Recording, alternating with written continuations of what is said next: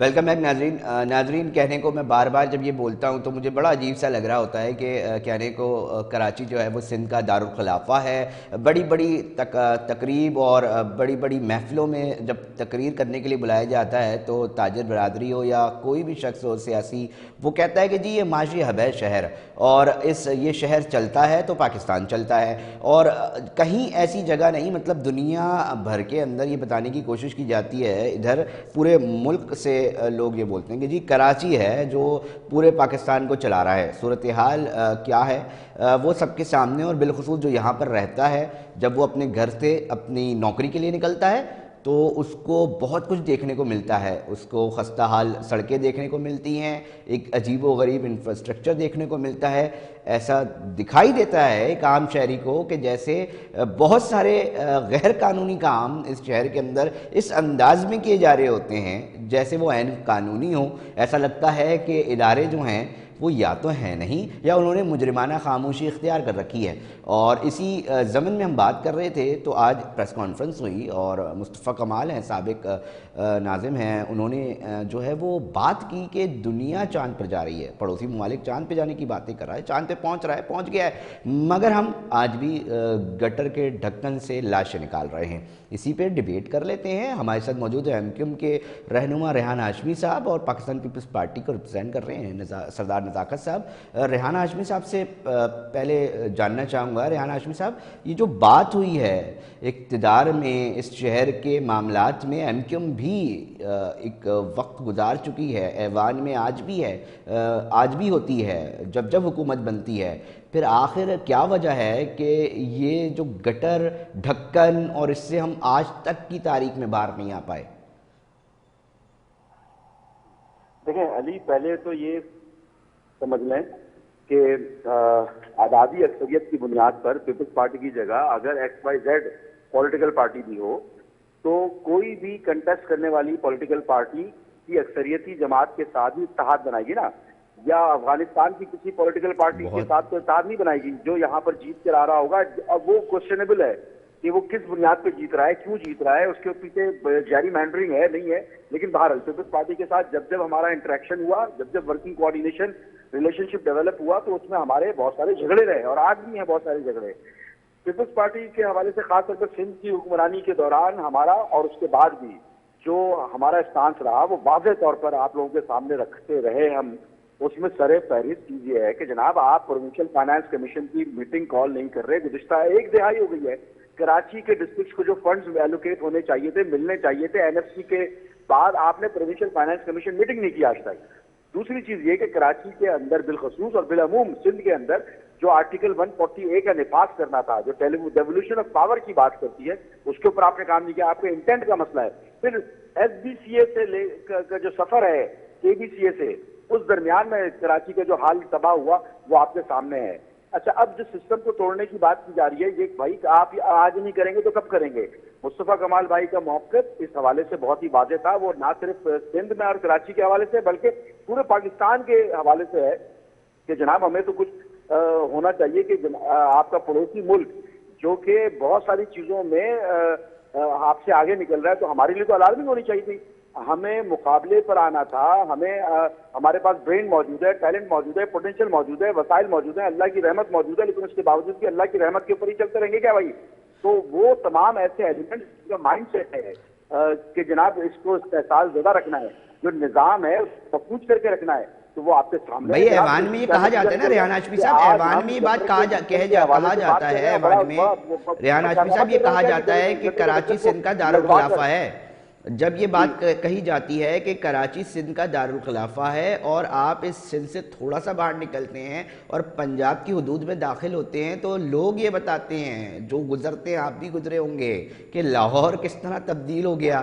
تو جب لاہور بن سکتا ہے، دیگر شہر پنجاب کے بہتر بن سکتے ہیں، تو سندھ میں تو دونوں آپ بھی اون کرتے ہیں کراچی کو، پیپلز پارٹی بھی کہتی ہے کہ یہ دارالخلافہ ہے، پھر کیوں نہیں ہو رہا؟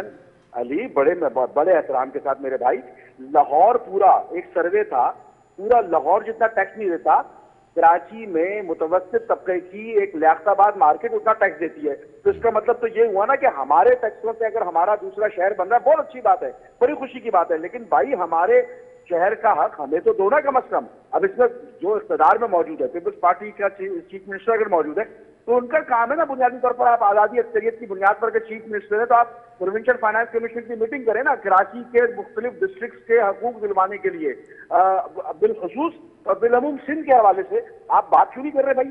آپ خاموش کیوں ہیں؟ کیوں ایسا ہو رہا ہے؟ کیوں ایسے اسٹیٹسٹکس آ رہے ہیں کہ کراچی کی ایک متوسط مارکیٹ کا ٹیکس کلیکشن جو ہے وہ ایکویلنٹ ٹو لاہور ہے؟ تو یہ بات تو بہت ساری چیزیں ہو رہی ہیں. ریحان ہاشمی صاحب ساتھ ہی رہیے گا, سردار نزاکت ہیں. ہیں, ساتھ ہی رہیے گا ریحان ہاشمی صاحب, ساتھ ہی رہیے گا. نزاکت صاحب, پی ایف سی ایوارڈ کی بات کی جائے, آرٹیکل 140A کی بات کی جائے, ایم کیو ایم کا البتہ ہم بھی کافی عرصے دیکھ رہے ہیں احتجاج تو بنتا رہا ہے, اور یہ احتجاج پیپلز پارٹی سے براہ راست رہا ہے. کیا کہنا چاہیں گے؟ کیوں کہتا تو آپ لوگ بھی ہیں کہ کراچی سندھ کا دارالخلافہ ہے, تو دارالخلافہ جیسی باتیں یا حقیقت کیوں نہیں بن پاتا یہ شہر؟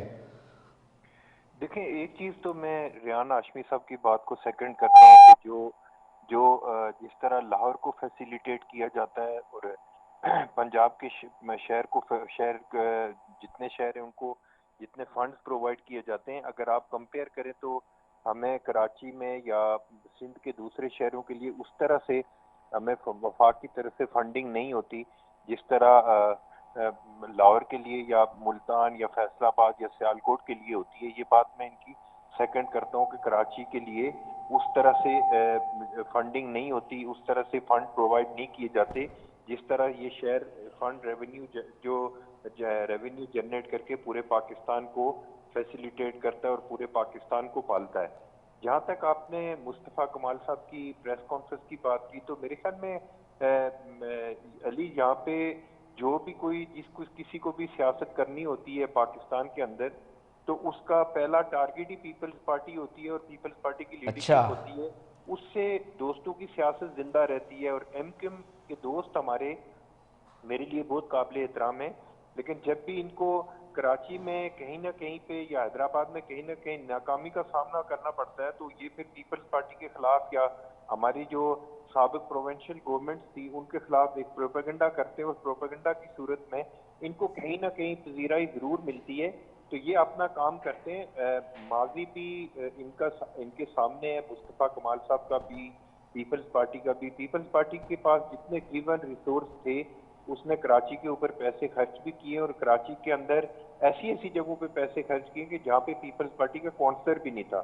اسی بنیاد کے اوپر جو بلدیاتی الیکشن ہوئے اس میں Pakistan Peoples Party single largest party بن کے کراچی میں سامنے آئی ہے. اور آج الحمدللہ میئر کراچی پیپلز پارٹی کا ہے, میئر حیدرآباد پیپلز پارٹی کا ہے, اور پیپلز پارٹی کے چیئرمین بلاول بھٹو زرداری کی جتنی انسٹرکشنز ہیں اپنی جو ہمارے جو میئر ہیں ان کے لیے کہ وہ یہی ہے کہ اپنے اپنے علاقوں میں بہتر طریقے سے کام کریں.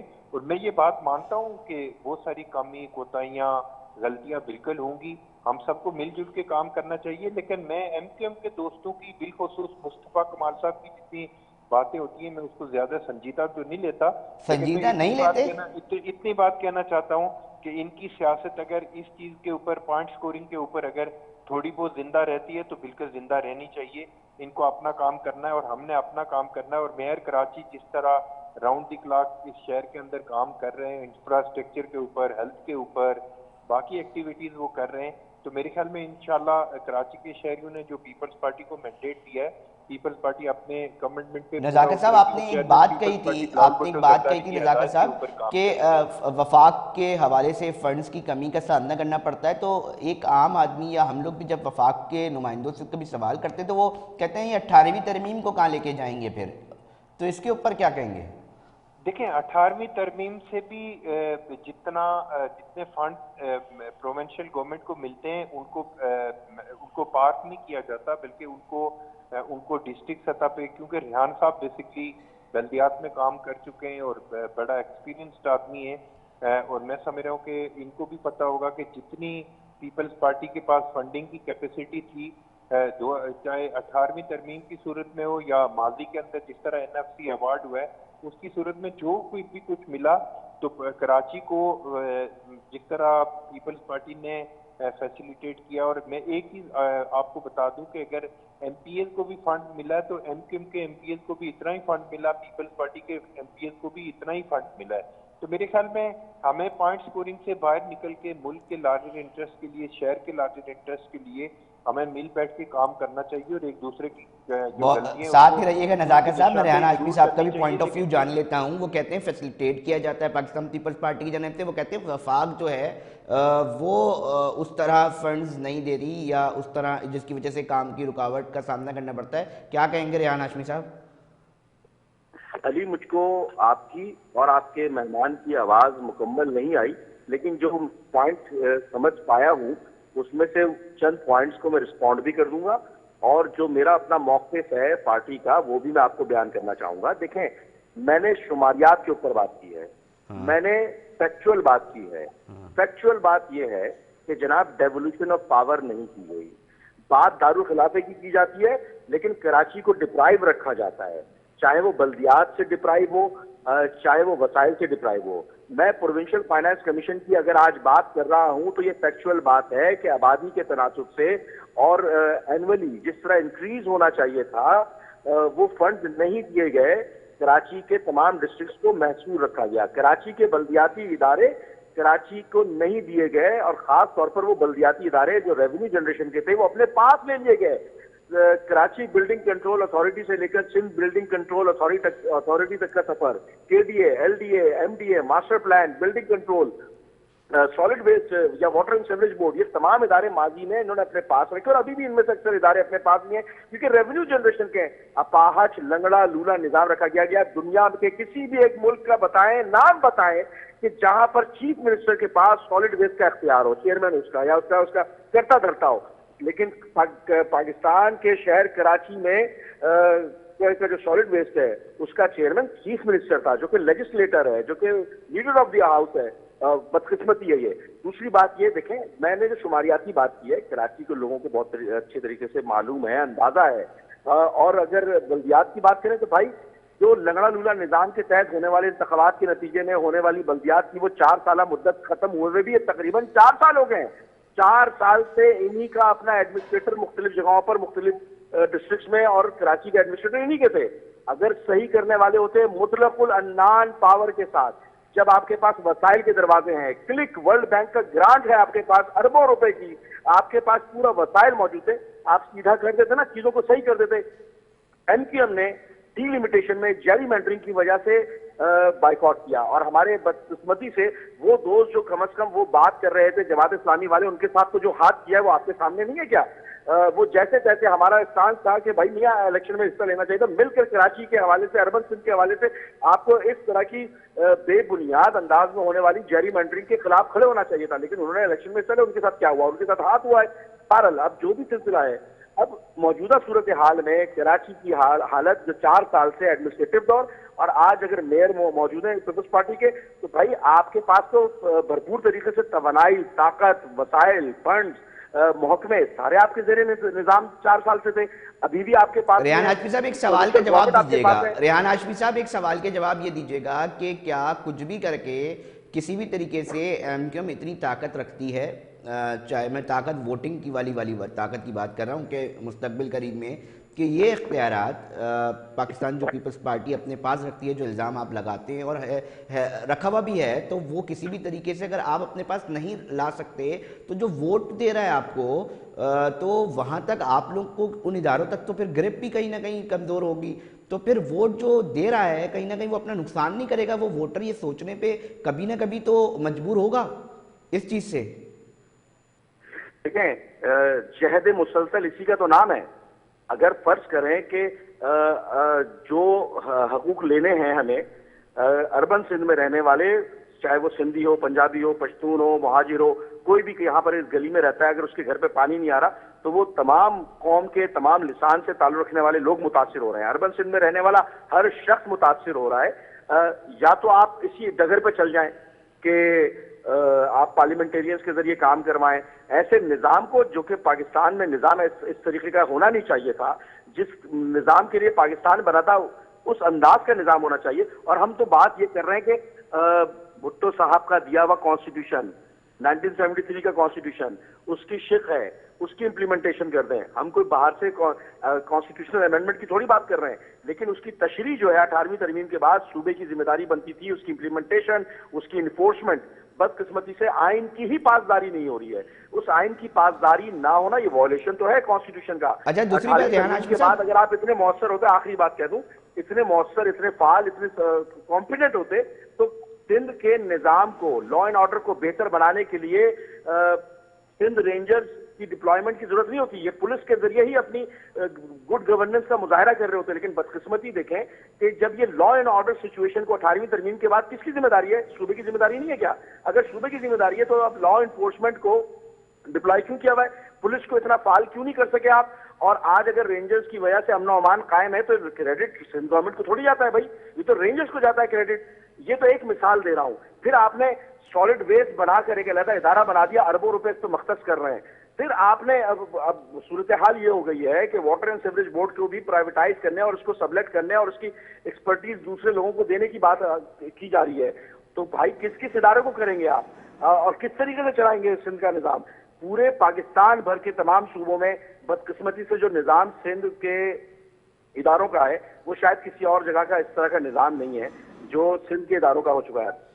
اچھا بات یہ ہے ریحان ہاشمی صاحب, دیکھیں چیئرمین جو ہے اب واٹر کارپوریشن کے مرتضی وہاب ہے, وہ میئر بھی ہیں. تو اگر پاکستان پیپلز پارٹی تو کہہ رہی ہے ہم نے جی وہ چاہتے تھے نا میئر جو ہے وہ با اختیار ہو, تو اس طرح کر دیا. تو آپ انتظار کر رہے تھے کیا؟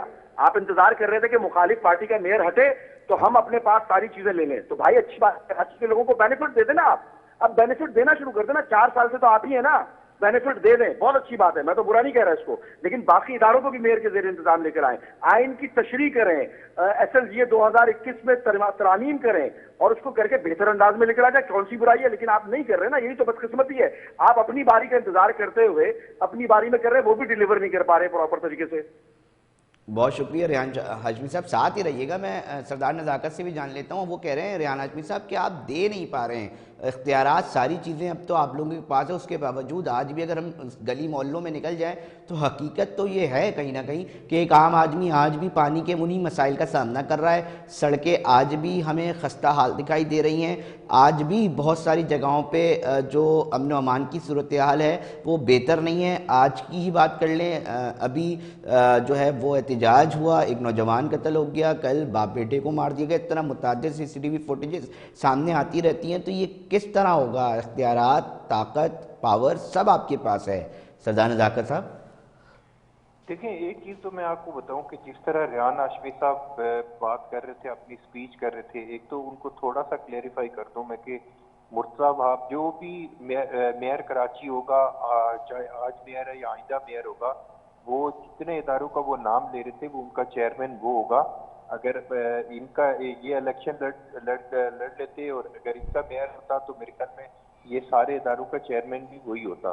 تو یہ تو خیر ان کو کلیئریفائی میں کر رہا تھا. دوسری بات یہ کہ دیکھیں ایم کیو ایم اگر یہ باتیں سب کر رہی ہے نا, لا اینڈ آرڈر کی اور یہ ساری چیزیں اچھی اچھی باتیں کر رہی ہے, تو میرے خیال میں آپ کے سننے والے بھی ہنس رہے ہوں گے کہ جس طرح ایم کیو ایم نے اس شہر کو اسٹیج رکھا اور جس طرح ایم کیو ایم کی ایکٹیویٹیز رہی ہیں, وہ میں اس پوائنٹ سکورنگ میں نہیں جانا چاہ رہا.